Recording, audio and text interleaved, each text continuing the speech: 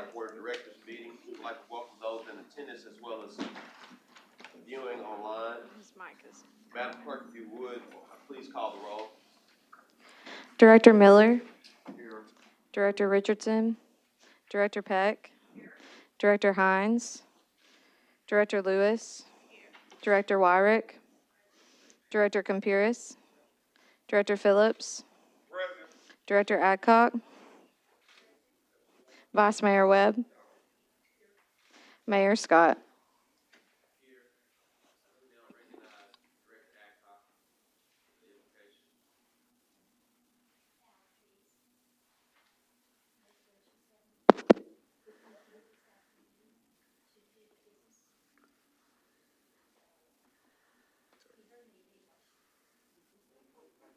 Heavenly Father, we come to you this afternoon to do the business of our city.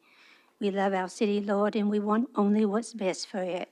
Guide and direct all of our conversations and all of our actions, that they're pleasing to you, but also, Lord, that they're pleasing to the city residents and the people that are here in the room tonight. Lord, help them understand what we do as we are in this room serving you. We ask for your protection over our police, our fire, and all of our employees. Make them safe. Put your arms around them and guide them and take care of them. We ask in your holy name. Amen. Amen. Will you please stand for the Pledge of Allegiance? I pledge allegiance to the flag of the United States of America and to the republic for which it stands, one nation, under God, indivisible, with liberty and justice for all.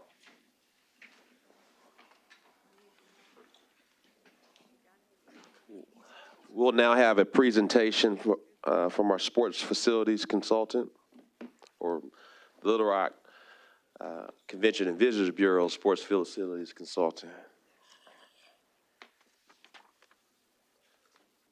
Oh, that's good. Good evening, members of the board. What I'd like to do is just provide a little bit of an update. Over the last couple of days, our group has been in town with some of the latest updates as it relates to the sports complexes that have been conceived.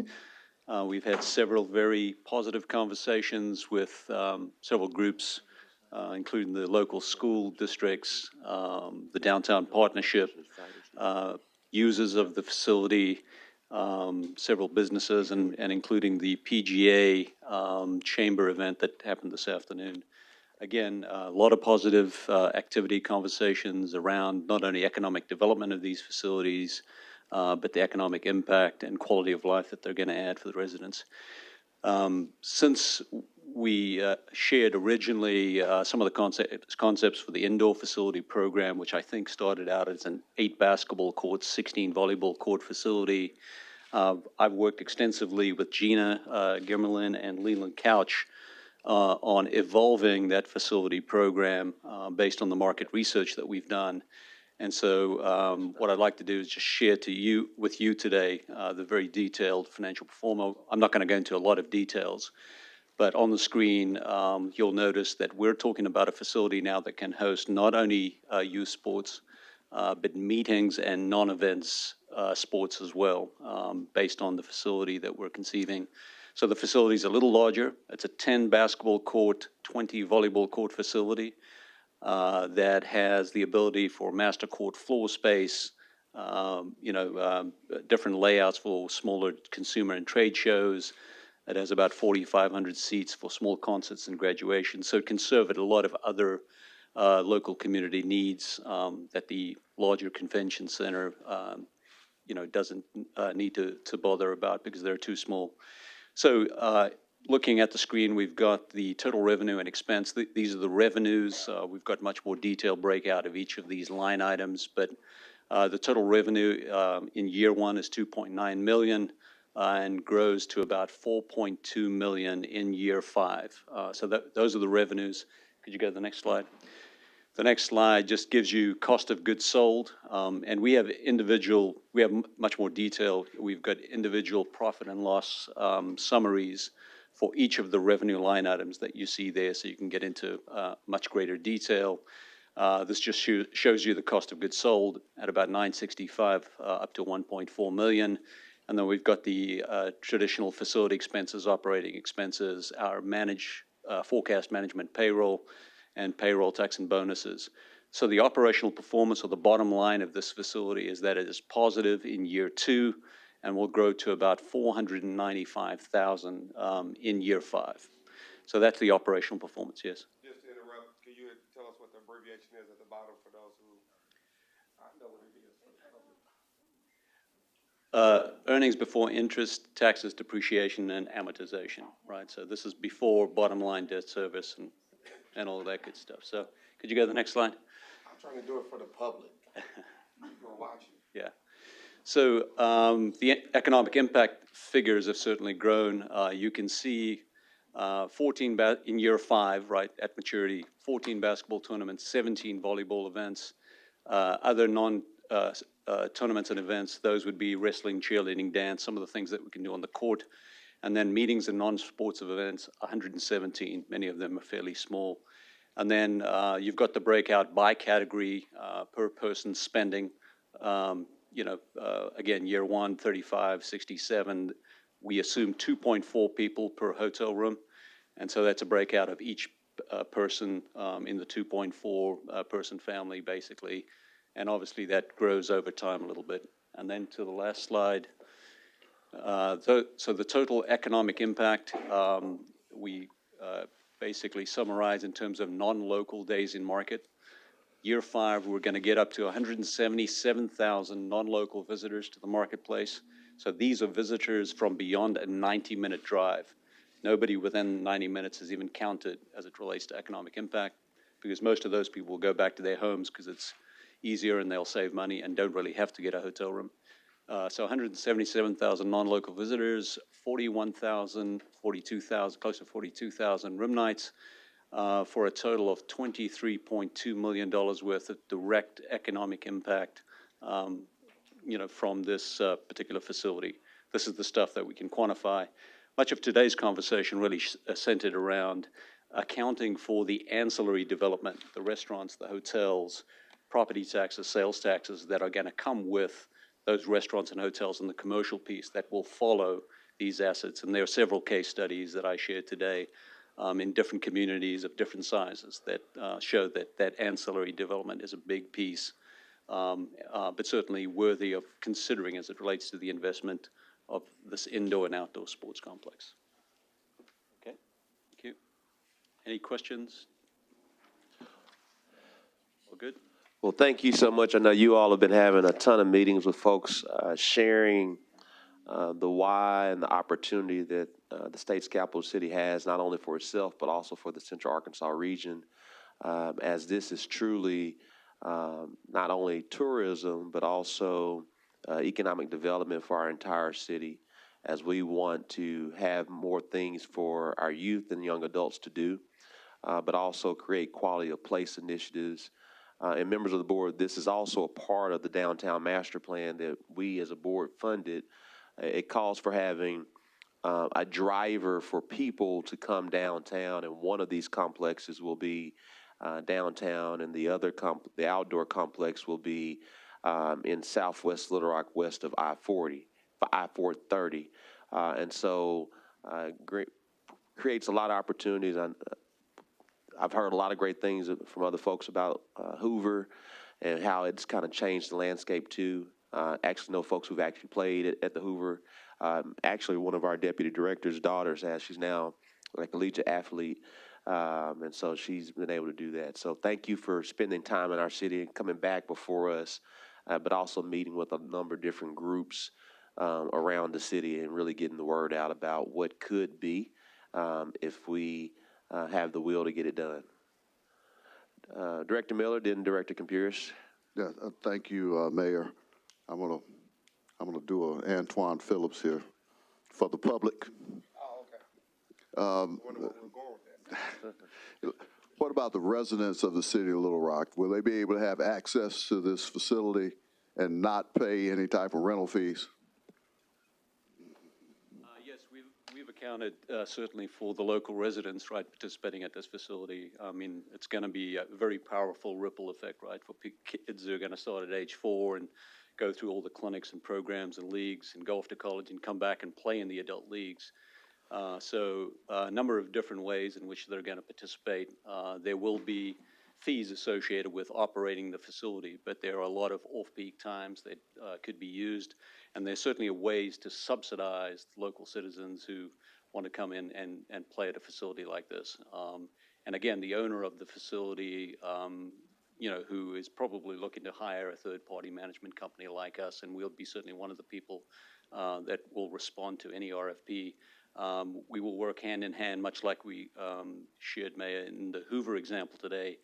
The city, ultimately, if they're the owner of the complex, would dictate to us how much local programming versus how much out-of-town business we want to have.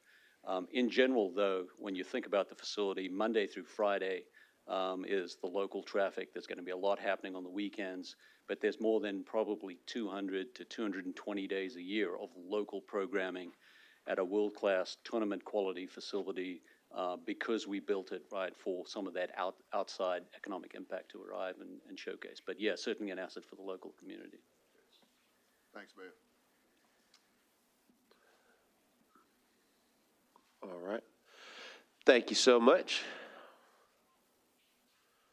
We'll now transition to the agenda. We have 2 modifications. Well, Director Adcock, is your hand still, is your help for?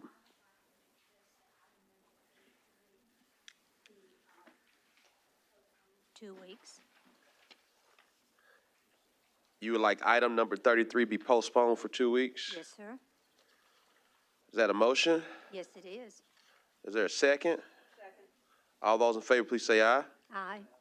All those opposed, say nay. Ayes have it. We will postpone item number 33 for 2 weeks. Thank you. You got it. All right.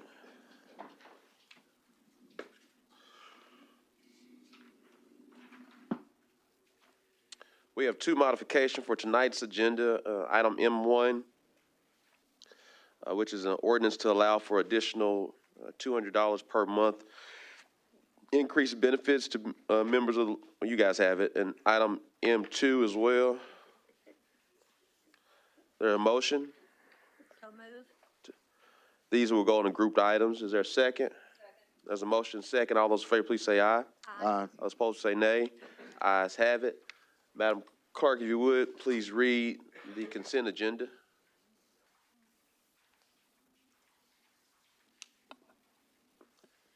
A resolution to authorize the city manager to enter into a contract with Curtis Construction, Inc. in an amount not to exceed $211,065.60 for the West 35th Street Drainage Improvement Project and for other purposes, funding from the limited tax general obligation capital improvement bonds.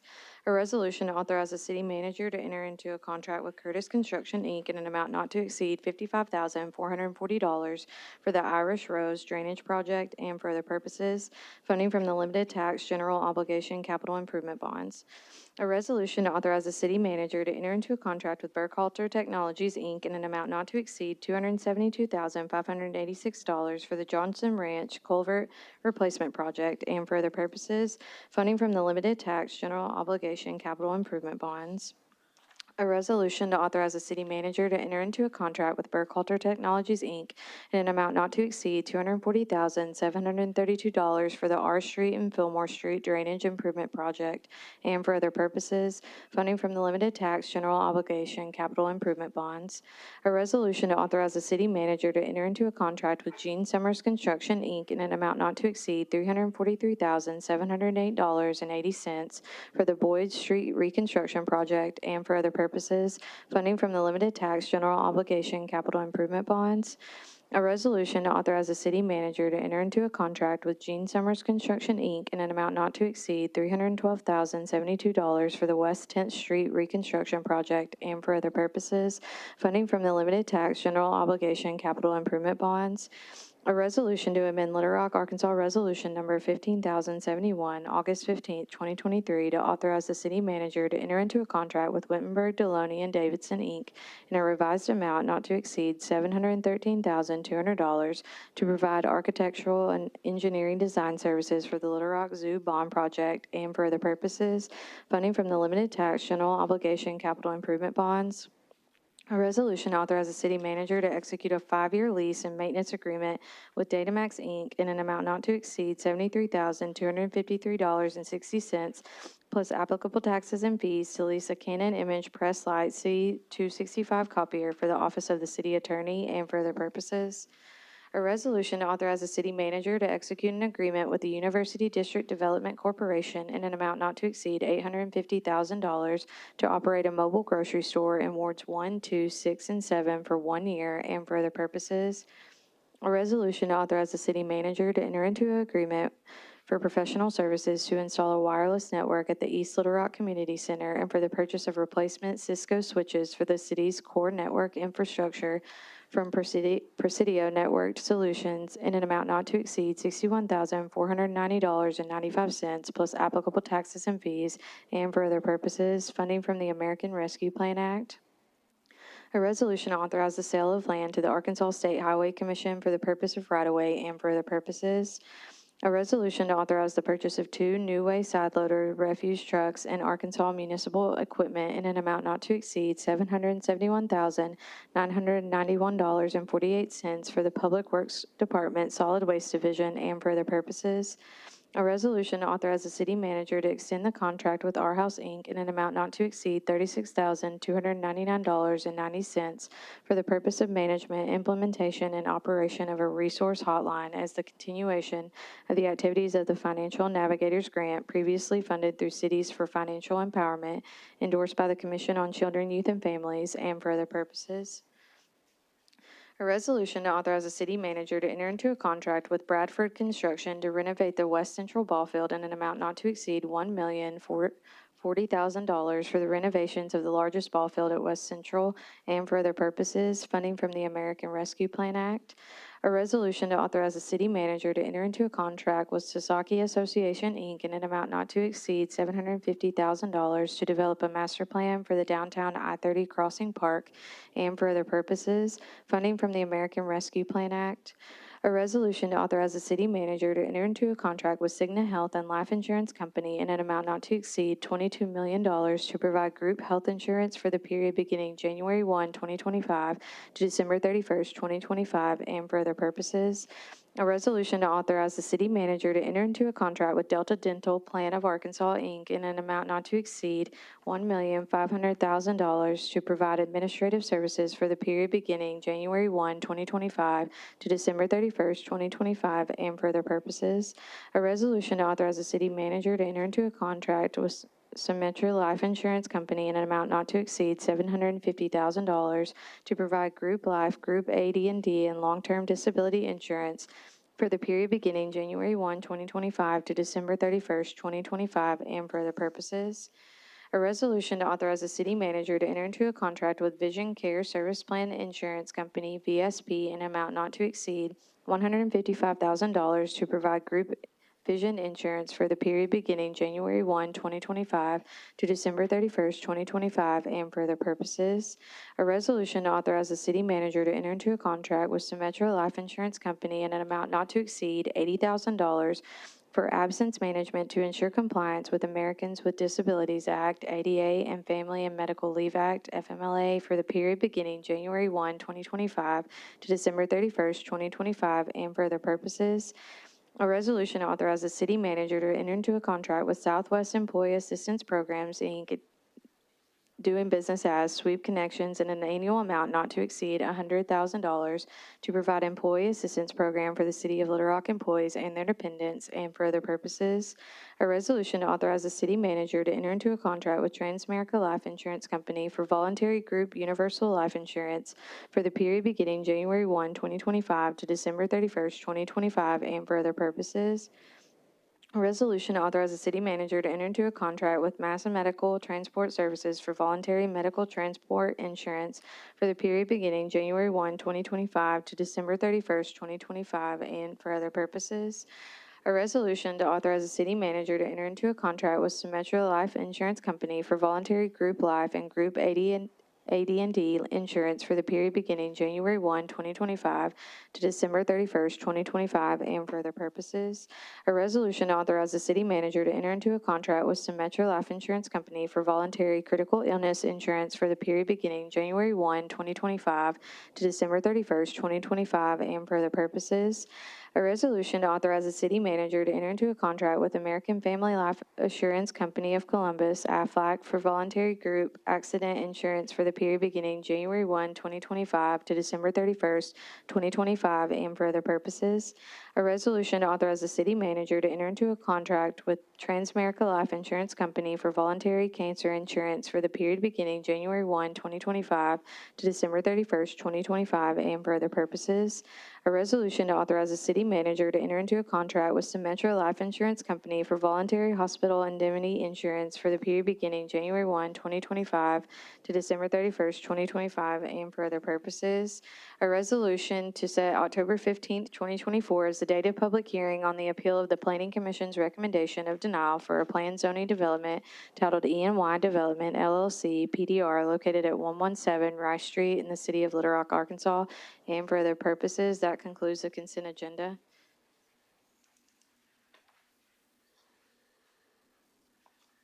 Is there a motion?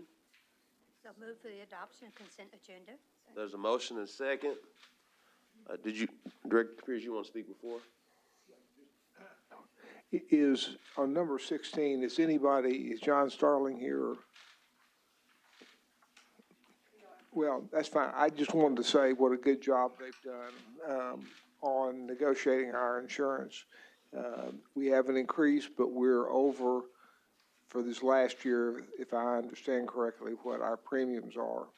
And so we are going to get an increase. It is a very manageable increase, and it's a very fair increase, and I think they did a great job, and we need to say that when people we contract say that. So thank y'all. Thank you, JTS. Director Adcock? No, I'm sorry.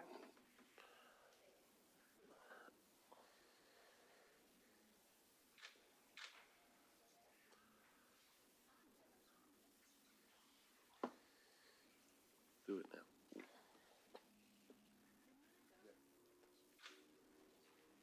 Not pushing. Vice Mayor Webb. Thank you, Mayor Scott. I had a question for a couple of constituents who just wanted me to ask about item 15. I'm very much in support of it, but the question is for Mr. Couch. I know that we have local groups who will be involved in it once we get going, and I think there were local groups that they included in the bid. But could you explain that? Yeah, To what extent that local groups will be involved? yes, members of the board, Mayor, thank you.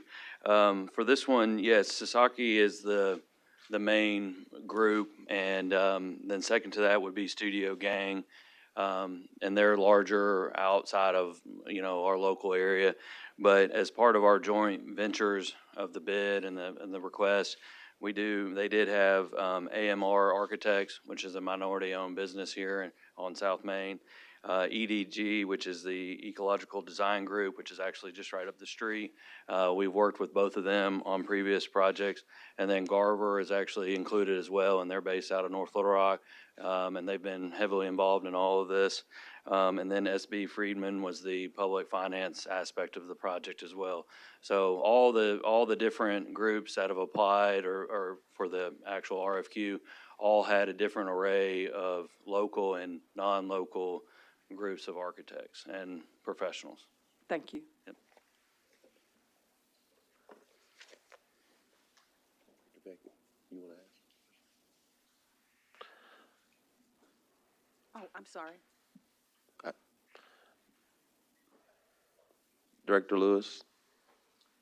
Yes, thank you. I was just going to express my gratitude for the progress that's continuing to be made in Ward 6. So with the street reconstruction projects and the drainage, those are some issues that have been on the table for a long time, and I'm just glad to see those come to fruition. And a big thanks, especially for the improvements that's going to be made to the ball field. So just want to say thanks to everyone involved.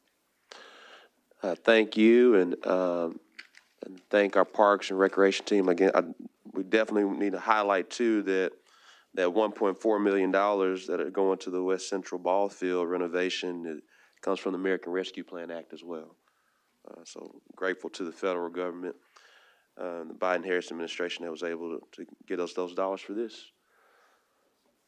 All right, we'll now, there's a motion and a second. All those in favor, please say aye. All those opposed say nay. Ayes have it. We'll now swiftly go into to citizens communication, and we will start with the Honorable Vic Snyder. You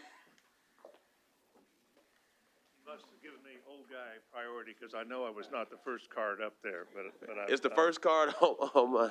I appreciate you. I've been a resident of Little Rock for 45 years, and I know most of you here, I appreciate all you've done for so many years. The last time I was here and spoke was over 30 years ago. I think I was a new state senator. The city had decided to put a vehicle bridge over Jimerson Creek. Some visionaries in town said, come down here and speak against that thing for us, and I did. And of course, as you know what happened, there was an initiated act that said no vehicle bridge over the river. And what we have now is this incredible, wonderful river trail that 3,000 bikers were on over the weekend. Rex Nelson recently wrote in his column in support of the sales tax that he thinks that War Memorial could be a destination park.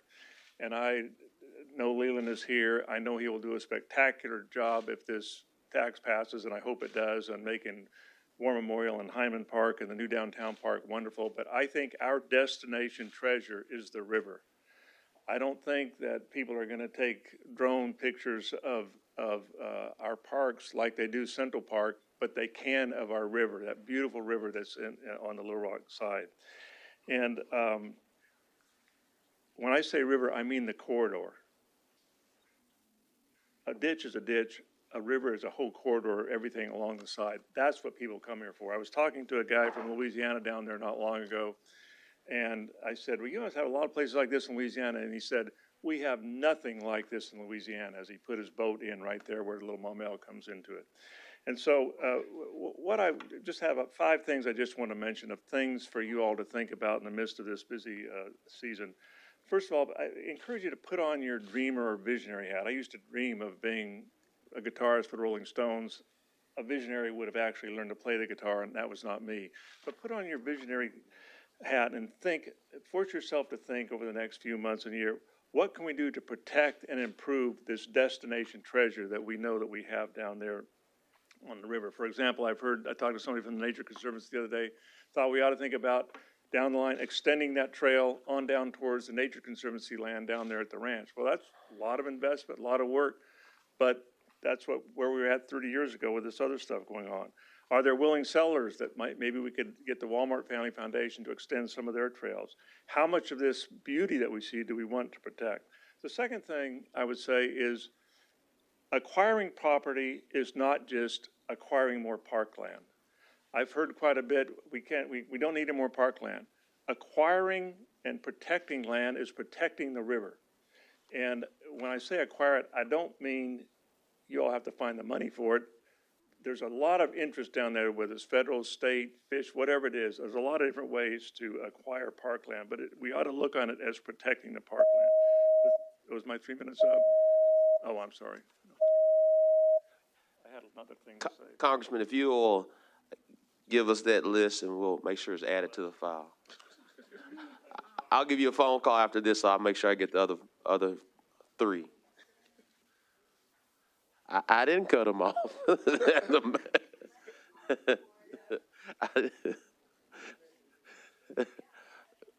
Well, Honorable, we'll We'll give you grace for another 60 seconds if you'll come finish.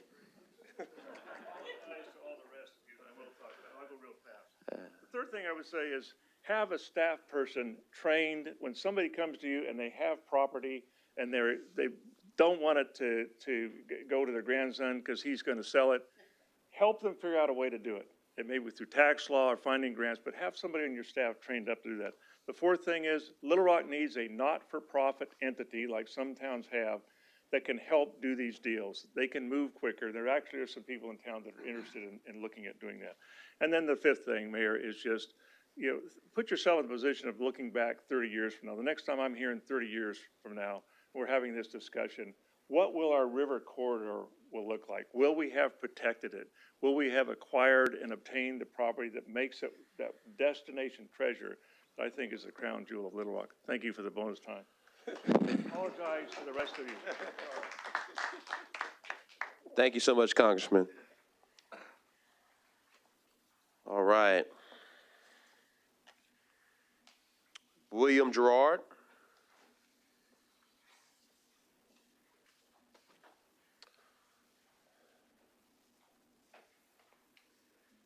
Good evening, Mayor and City Board. I'll come talk to you about the bids on 65th Street. Me and Ms. Husman has been helping families that were in that fire. And we are coming to you to ask you to help us to help them, to relocate them or whatever programs they can have that are available to them. Thank you. Thank you, Mr. Gerard. Ms. Huffman.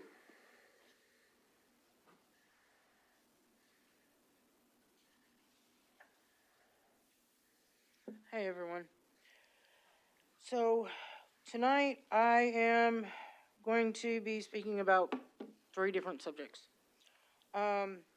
One is there's a couple of neighborhoods, mine is one of them, that is badly dealing with illegal dumpage. I have another neighborhood, it's Geyer Springs and Baseline behind Dr. Lacey's school. It's Southborough Drive. They're also dealing with bad illegal dumpage. Now, I have been informed that the owners of Autumn Park actually own that spot that's actually being dumped on. My suggestion, y'all can take it however you want. Put roll-off dumpsters out there. Just out of seeing if it actually works. Seeing if the people in these neighborhoods actually use the roll-off dumpster instead of actually dumping everything on the ground. Now, I've spoken to a couple of the residents that live on Southborough, and they're outraged. It got cleaned up maybe a week ago, but I guarantee if you go out there today, there's going to be trash. And then I've got Paris Towers, which is down here on Broadway. I've already talked to HUD about the issues that they need to take care of, but I need to let you guys know that not only is it a complete and total health hazard to everyone living there, but the drugs and the violence have severely increased. There's still people living in the stairwells that aren't on lease, and the so-called security is actually family members of some of the residents, and they pick and choose who they want in the building. Now, that's not fair, and that's not right. And the last thing, if I can get it to pull up, actually, I don't need it being pulled up. I brought an issue to Director Miller about Allison Circle, that's down the street from me. I ended up getting a phone call, I'm guessing from your assistant. I don't know if I understood her correctly, But from what she told me is the owners are responsible for the erosion in the ditch that is literally on the outside of their fence. Tell me how fair that is. They shouldn't be responsible for that erosion. They should not be responsible for cleaning it up or even fixing it. Please, seriously. Ms. Huffman, I'm giving you some grace too if you want to keep going. All I know, I've been off and on living off of Butler and on Butler since I was a child. I have never been told that it's the owner's responsibility to fix the ditch that is not even connected to their backyards, because the ditch is literally on the outside of the fence. How fair is this? It's not fair at all. Thank you, Ms. Huffman. Mr. John Cameron.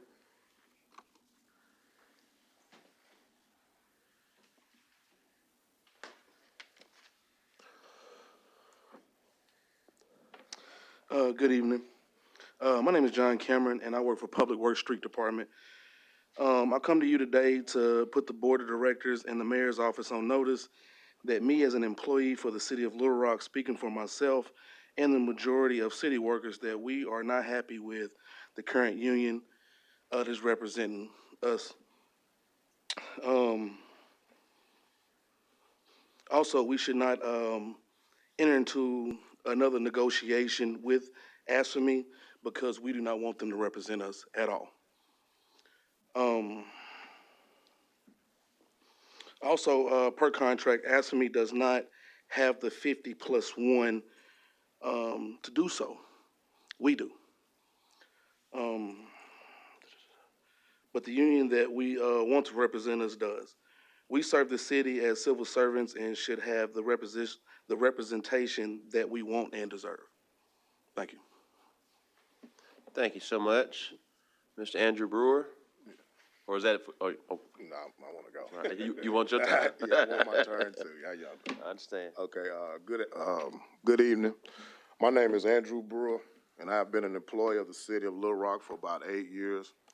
I currently serve as the president of our local 994 union, which is part of the American Federation of State, County, Municipal Employees, ASFME for short. In this role, I represent workers in public works, parks and recreation, the zoo, the animal village, and some employees within the police department. I come before you tonight with a request on behalf of myself and many of my fellow employees. We have sent numerous emails and letters voicing our dissatisfaction with the current representation provided by our union, ASFME. Despite repeated attempts to communicate our concerns, we have been largely ignored. The only time we see any representative from ASFME is during contract negotiations, after which we are left without communication. This leaves us to resolve issues on our own without the benefit of representation, the representation we are entitled to.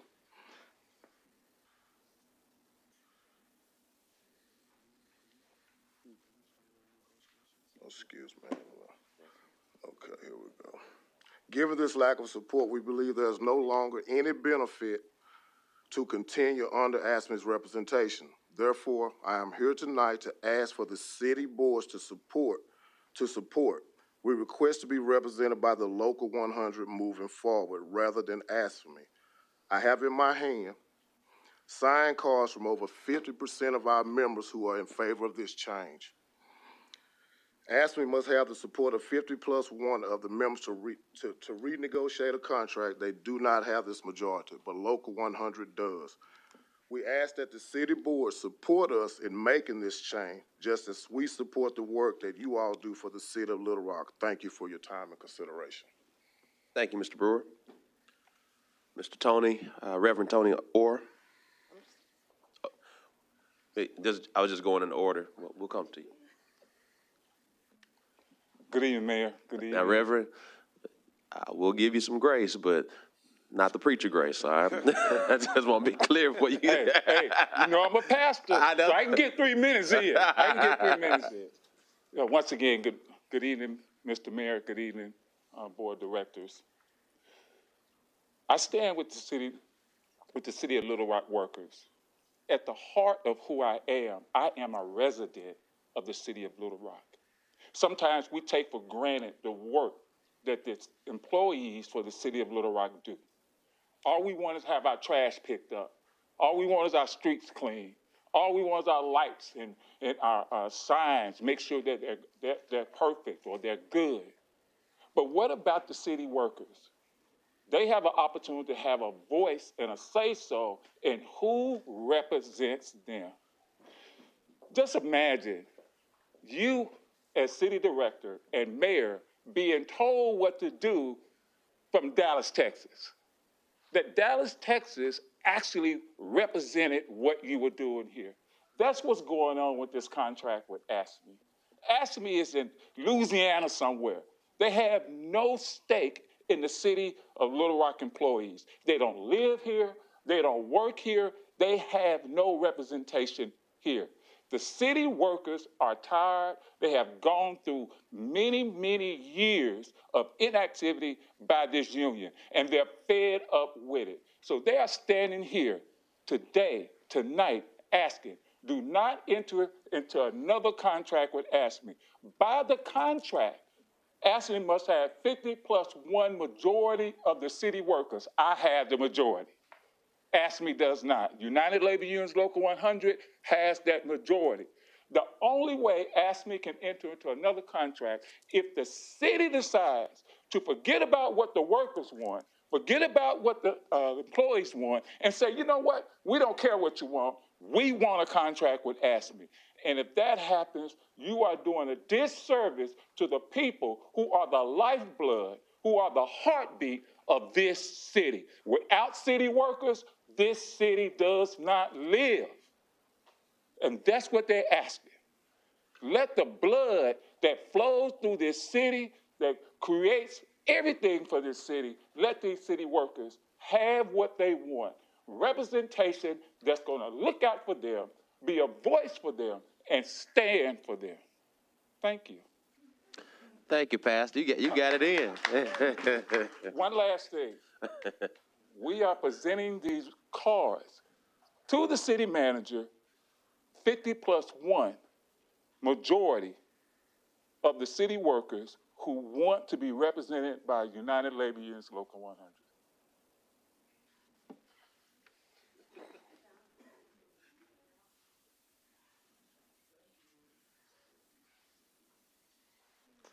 Ms. Kashonda Perry. Good evening, everyone. My name is Kashonda Perry, and I work in the Fleet Department. I've been employed with the city since November 20th, 2023. I would like to address the absence of representation from the ASME union here in Little Rock. Along with approximately 95% of my coworkers in the Fleet Department, I have signed cards indicating our preference to move forward with Local 100 as our representation rather than ASME. Thank you for your attention to this matter. Thank you so much. Mr. Nathan Huffmaster.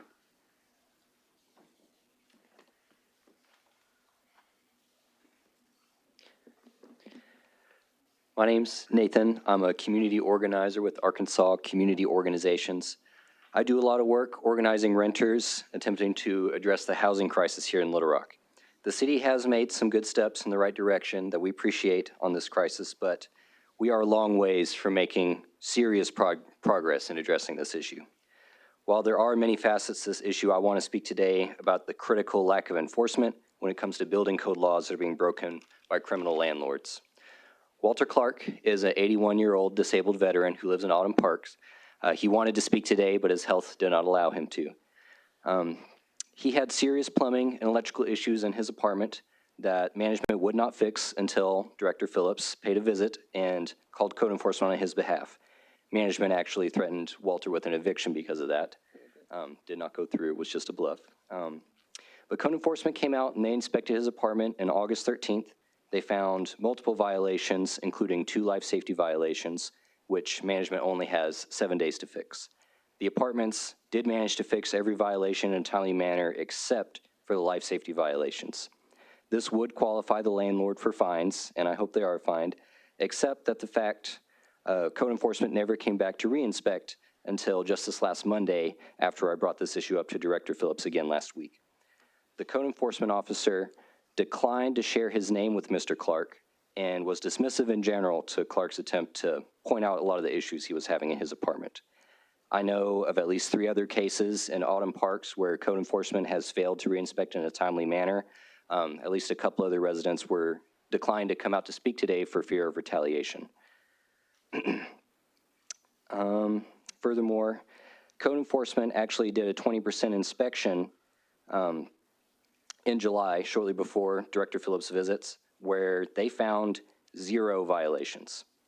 Now, this apartment is not as bad as Big Country Chateau, but anyone with 2 eyes should be able to tell that this apartment should not have passed those inspections. I fear apartment management was probably far too involved in that inspection. Code enforcement is failing the renters here in Little Rock, and it goes much deeper than just being understaffed. There are thousands of dollars in fines to be collected from slumlords that could be used to pay for all sorts of projects, projects that I suspect that out-of-state slumlords could more easily bear the cost of than city citizens who are taxpayers. Thank you. Thank you, Mr. Miller. Mr. Huffmaster, rather. Johnny Miller? Mr. Johnny Miller?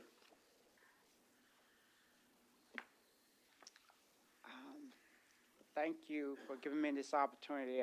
I'm grateful to God for all you and for all the good work that you are doing.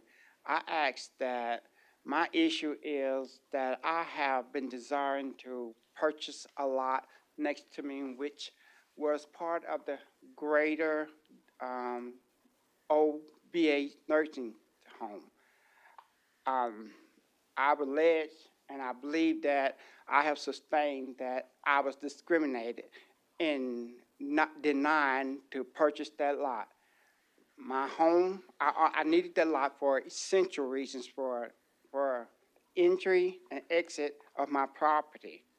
As I have stated a long time ago, that I was discriminated. And because I asked for FOIAs of that department, I found out that when I made known that there was a drainage on that property which made it unusable as for building a suitable home as was planned for that lot. But that was denied. Any type of acknowledgement that property would be unusable was denied. It was just the property lines were shifted and they went right ahead. Well, the other week, a contractor that city-owned property burst the drainage line, which I had identified many years ago. I even identified it again before they started. I made it. I have audio and I have video. I didn't take video, but I took pictures. I took pictures of the hole. I took pictures of the workers. And I also have pictures and the FOIA stating that department and the manager in which I took out there at planning, I took him out there. Well, rather, he came out there to meet me. He and I pulled the manhole, and he looked and verified that there was one running through that property in which the city, the other departments were alleging was not there. Well, a couple of days ago, I went to engineering again, and they put up a plan from many years ago, which shows that drainage is there, and it is on the plat. I didn't bring it today, but if you would like, I would surely love to bring it to you because I think that this needs to be corrected. No one in the city should be discriminated against, especially when you say that you want to revitalize and plan, and which you do. I believe that. Yet, I do not think that I was served properly. I think that it was personal, and I believe that I can substantiate that, and I'm still looking forward to it because. Mr. Miller, you still have some grace. Thank you, sir. I wish Congressman Snyder may not come for another 30 years, though, okay? I'm grateful for you, sir. I'm sorry that I even have to speak this way, for I do not wish to be as in dispute with those who I believe serve this city well. We see the mayor, how he's growing in influence on CNN, MSNBC, and all the local stations. We know that he's being acknowledged, and all those that work with him surely contribute to this great experiment that you all are doing, and you're doing well. We see all the work you're doing, and I'm grateful for it. I hate to even have to be here, but if I try to reach out to this department head and he never wants to talk to me, always excuse me. Yet, I do have to acknowledge, I do have a meeting tomorrow with our assistant. And surely I hope that some type of resolution can be brought. Now, I do not know what it would be, but there was that issue with that busted pipe. I did call EPA because the contractor received a note, or rather a word, that they were just to cover it up and put a pole in it. That's what they told me. I recorded it. I took pictures of them also. They told me they were told just to cover it up and put a pole in it. Now, by the Clean Water Act, Now, that Mr. cannot Miller, happen. Mr. Miller, the grace has been extended for the additional 60 seconds. But I think you said you have a meeting with planning tomorrow. So, Mr. Jordan, if you'll get his contact information. All right. Thank you. Thank you, sir. Thank you. All right. Madam Clerk, if you would please read the group items for the first time, with also items M1 and M2. An ordinance to condemn the property located at 1224 South Ringo Street, Little Rock, Arkansas, as a structural fire and health hazard, to provide for summary abatement procedures, to direct city staff to take such action as is necessary to raise and remove said structure, to declare an emergency, and for other purposes. An ordinance to amend Little Rock, Arkansas ordinance number 22,019, August 3rd, 2021, to declare it impractical and unfeasible to bid, to authorize the city manager to amend the agreement with the Arkansas Central Library System in amount not to exceed $100,000, to provide programming coordination, meetings, and applications for the Be Mighty Summer Meals Program, and for other purposes. An ordinance to enter into a sole source contract with Monastery Incorporated in amount not to exceed $41,914 plus applicable taxes and fees for the purchase of essential forensic science equipment for the Little Rock Police Department and for other purposes. An ordinance to amend Little Rock, Arkansas ordinance number 21,639, October 16th, 2018, as amended by Little Rock, Arkansas ordinance number 22,177, October 3rd, 2022, to allow for an additional $200 per month increase in benefits to members of the Little Rock Firemen's Relief and Pension Fund, now administered by the Arkansas Local Police and Fire Retirement System, lot fee to amend the amortization period, to declare an emergency, and for other purposes. An ordinance to amend Little Rock, Arkansas ordinance number 20,805, October 15, 2013, as amended by the Little Rock, Arkansas ordinance number 21,473, September 5, 2017, and ordinance number 22,178, October 3, 2022, to allow for a $250 per month increase in benefits to members of the Little Rock Police Pension and Relief Fund, now administered by the Arkansas Local Police and Fire Retirement System, lot fee to amend the amortization period, to declare an emergency, and for other purposes. First reading. There's a motion and second. All those in favor, please say aye. All those opposed, say nay. Ayes have it. Second reading. An ordinance to condemn the property located at 1224 South Ringo Street, Little Rock, Arkansas, as a structural fire and health hazard, to provide for summary abatement procedures, to direct city staff to take such action as is necessary to raise and remove said structure, to declare an emergency. An ordinance to amend Little Rock, Arkansas ordinance number 22,019, August 3rd, 2021, to declare it impractical and unfeasible to bid, to authorize the city manager to amend the agreement with the Arkansas Central Library System in amount not to exceed $100,000, to provide programming, coordination, meetings, and applications for the Be Mighty Summer Meals Program. An ordinance to enter into a sole source contract with Monastery Incorporated in an amount not to exceed $41,914 plus applicable taxes and fees for the purchase of essential forensic science equipment for the Little Rock Police Department. An ordinance to amend Little Rock, Arkansas ordinance number 21,639, as October 16, 2018, as amended by Little Rock, Arkansas Ordinance Number 22,177, October 3, 2022, to allow for additional $200 per month increase in benefits to members of the Little Rock Firemen's Relief and Pension Fund, now administered by the Arkansas Local Police and Fire Retirement System, lot fee, to amend the amortization period to declare an emergency. An ordinance to amend Little Rock, Arkansas Ordinance Number 20,805, October 15, 2013, as amended by Little Rock, Arkansas Ordinance Number 21,473, September 5, 2017, and Ordinance Number 22,178, October 3, 2022, to allow for a $250 per month increase in benefits to members of the Little Rock Police Pension and Relief Fund, now administered by the Arkansas Local Police and Fire Retirement System, lot fee, to amend the amortization period to declare an emergency. Second reading. There's a motion second. All those in favor, please say aye. Aye. All those opposed, say nay. Ayes have it. Third reading. An ordinance to condemn the property located at 1224 South Ringo Street, Little Rock, Arkansas, as a structural, fire, and health hazard, to provide for summary abatement procedures, to direct city staff to take such action as is necessary to raise and remove said structure, to declare an emergency. An ordinance to amend Little Rock, Arkansas Ordinance Number 22,019, August 3, 2021, to declare it impractical and unfeasible to bid, to authorize the city manager to amend the agreement with Arkansas Central Library System in amount not to exceed $100,000, to provide programming coordination, meetings, and applications for the Be Mighty Summer Meals Program. An ordinance to enter into a sole source contract with MyStare Incorporated in an amount not to exceed $41,914 plus applicable taxes and fees for the purchase of essential forensic science equipment for the Little Rock Police Department.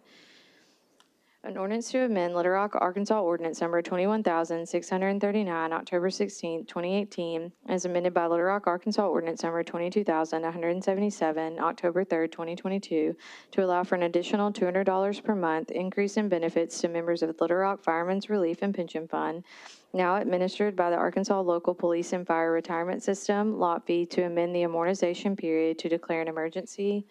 An ordinance to amend Little Rock, Arkansas Ordinance Number 20,805, October 15, 2013, as amended by Little Rock, Arkansas Ordinance Number 21,473, September 5, 2017, and Ordinance Number 22,178, October 3, 2022, to allow for a $250 per month increase in benefits to members of the Little Rock Police Pension and Relief Fund, now administered by Arkansas Local Police and Fire Retirement System, lot fee, to amend the amortization period to declare an emergency. Third and final reading. Members of the board, we've had three readings. Are there any questions? Are there any questions? Are there any questions? All those in favor, please say aye. All those opposed, say nay. Ayes have it. We have 3 emergency clauses, too. There's a motion and a second on the floor for 3 emergency clauses. Do I hear the motion in a second? All right. All those in favor, please say aye. All those opposed, say nay. Ayes have it. Vice Mayor Webb. Thank you, Mayor Scott. I just wanted to make a comment on item number 31 for some people who may not be aware of this. When Be Mighty started in 2018, we were one of 7 cities around the country chosen through the National League of Cities to try something new. And we know that out of all those 7 cities, we're the only ones still in operation. And Be Mighty now raises much more money outside the city to run this program. And not only are they doing the summer meals, but what they're doing year-round in the community with meals and with cooking classes and all sorts of other things is pretty phenomenal. And so I think it's important for us to know out of all 7 cities, we're the only ones still operating. No, thank you. I believe you and Director Peck were the ones that kind of brought that back. Is that right? All right. Kudos for your leadership. Madam Clerk, if you would, please read item number 34. An ordinance to approve a plan zoning development and to establish a planned commercial development titled Baseline X Road, LLC, PCD, located at 5924 Baseline Road, Little Rock, Arkansas, amending the official zoning map of the city of Little Rock, Arkansas, and for other purposes. First reading. Is there a second? Second. There's a motion and a second. All those in favor, please say aye. Aye. All those opposed, say nay. Ayes have it. Second reading. An ordinance to approve a plan and zoning development to establish a planned commercial development titled Baseline X Road LLC PCD located at 5924 Baseline Road, Little Rock, Arkansas. Second reading. Second. There's a motion second. All those in favor, please say aye. Aye. All opposed, please say nay. Ayes have it. Third reading. An ordinance to approve a planned zoning development and to establish a planned commercial development titled Baseline X Road LLC PCD located at 5924 Baseline Road. Third and final reading. Members of the board, we've had three readings.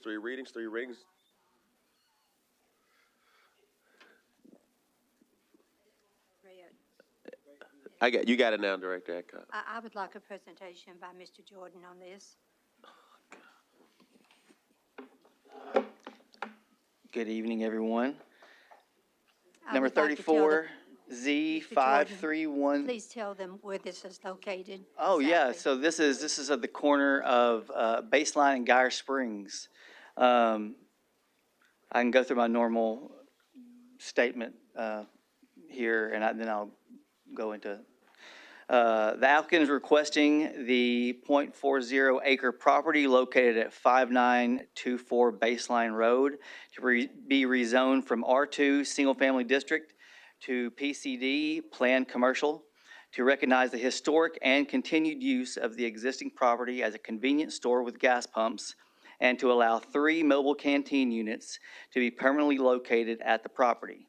The Planning Commission voted 10 yes, 0 no, and 1 was absent.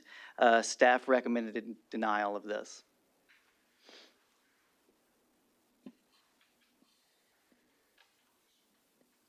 Director Adcock.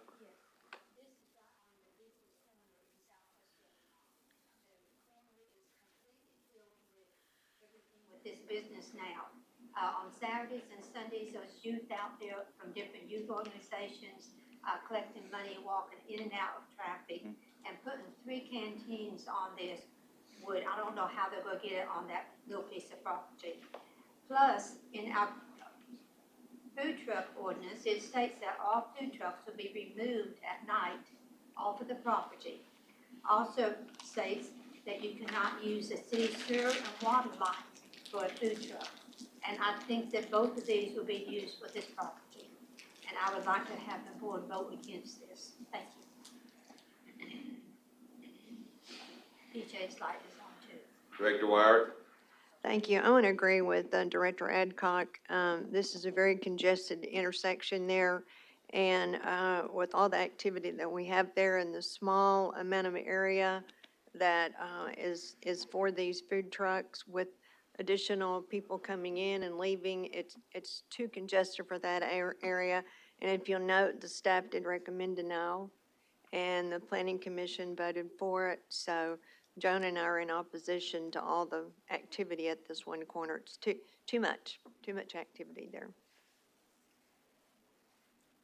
Director Phillips. Thank you, Mayor. I was going to mention 2 things. One, if the applicant's here, I would like to hear from them. But secondly, for Mr. Jordan, no, staff recommended denial, and there are 3 units. Was this a issue of if it was 1 unit, it would have been okay, or did y'all go through that analysis at all? We didn't. We felt that, to Director Wyrick's point, that it was too congested. We didn't say you could take, maybe take 1 or 2 out. It was, we felt that as they stack, as people stack up at food trucks, and then people trying to maneuver through getting gas, trying to ingress, egress, we thought that was a health and safety hazard for sure. But also to point out something else is the other food truck, they have the stacking is behind them onto someone else's property. And to my knowledge, they have not produced a cross-access agreement to that. So they're using someone else's property basically to park cars and to stack. Okay, so whether it was 1 or 3, we don't, our staff's position is the same. Staff's position is the same. If they wanted to have a gas station there, which is what has historically been there, and interestingly enough, this is the last piece of R2 property. that is at that intersection. So we would agree for it to be used as a gas station as it has been historically used. And to make this nonconformity being conforming now, we would agree with that. We're against the food trucks being there. Understood. Thank you, Mr. Jordan. We'll now ask for the applicants to approach and if they have any comments.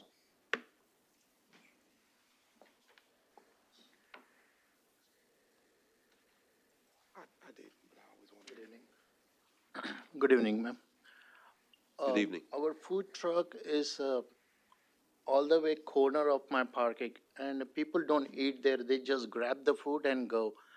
It's just helping each other. I don't own the food trucks. I just lease it to them. If you want the city, I can move them, but it helping both my business and their business together. That's why we keeping it. Means just helping my business, nothing else to do.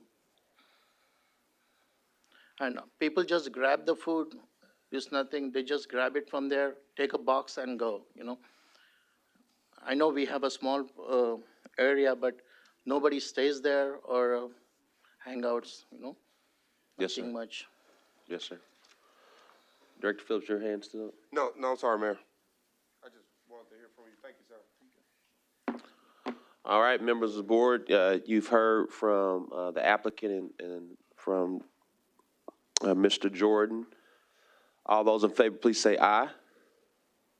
All those opposed, please say nay. Nays have it. Madam Clerk, if you would, please read item number 35.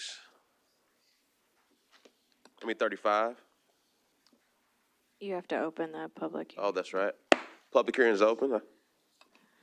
An ordinance to abandon the 20-foot wide east-west platted alley right-of-way, 20 feet by 164 feet, located within Block 8, Woodruff's Addition in the city of Little Rock, Arkansas, and for other purposes. First reading.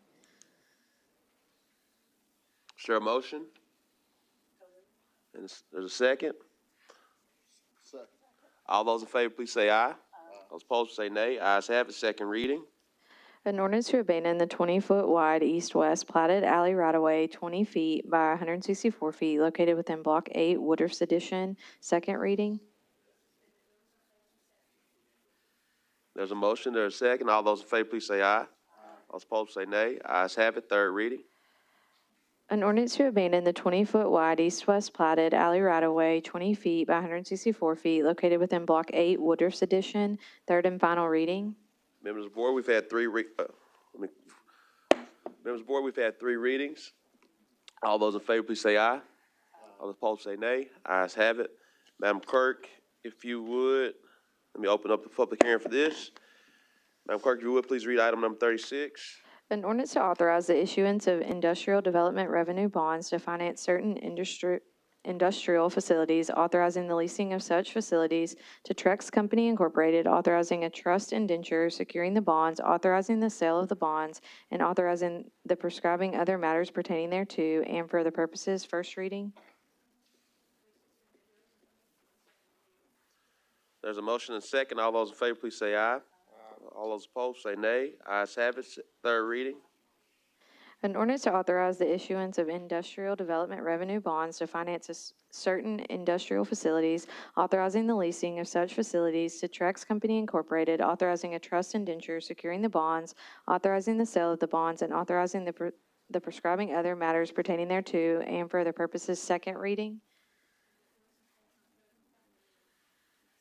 There's a motion and second. All those in favor, please say aye. All those opposed, say nay. Ayes have it. Third reading. An ordinance to authorize the issuance of industrial development revenue bonds to finance certain industrial facilities, authorizing the leasing of such facilities to Trex Company Incorporated, authorizing a trust indenture securing the bonds, authorizing the sale of the bonds, and authorizing the prescribing other matters pertaining thereto, and for other purposes. Third and final reading.